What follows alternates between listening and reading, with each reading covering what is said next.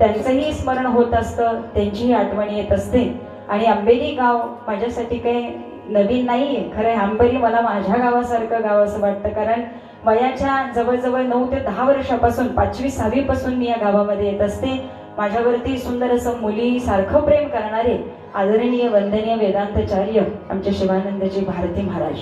आणि सुंदर असं खरं तर या कार्यक्रमासाठी मला त्यांचा कॉल आला की दीदी आपल्याला कार्यक्रमाचं नियोजन करायचं आहे आणि तुझं कीर्तन इथं ठेवण्याचं नियोजन लोकांच्या मनामध्ये आहे, तर हे कीर्तन आपण करूयात.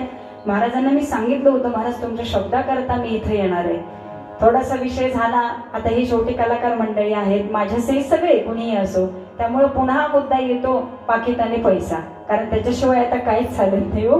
आणि तोच विषय झाला. परंतु महाराजांना मी हृदयापासून म्हणले, नाही महाराज, हे कार्यक्रम असेल ना तर मी हा तुमच्या भक्तांनी फक्त शब्दाकरता मी इथं आंबेलीमध्ये येईल आणि तो कार्यक्रम मी नक्की करून जाईल.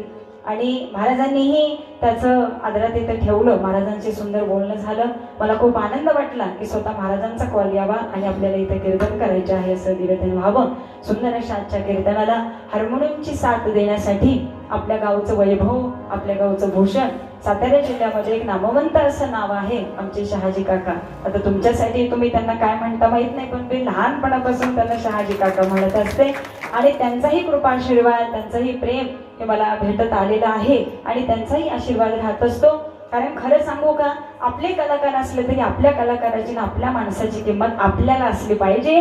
तेव्हा मनात जेव्हा आपल्या लोकांना आपण आपल्या डोक्यावर घ्यायला शिकू ना, त्यावेळी समाज ज्यावेळी घेतो ते तर आनंद वेगळाच असतो. परंतु ज्यावेळी आपली माणसं प्रेमानं मायबाप शाबासकीनं पाठीवरती थाप टाकतात ना, कौतुक करतात ना, त्यावेळी तो आनंद काही वेगळा असतो. आणि तीच कौतुकाची थाप मला या खटाव तालुक्याकडून मिळाली आणि त्या कौतुकानं खरं तर माझी प्रगती झालेली आहे बरं का. आणि त्याच्यामध्ये ही सगळी मंडळी आहे असं म्हणायला हरकत नाही. मी पुनश्च एकदा शहाजी काकांचेही खूप खूप आभार व्यक्त करते.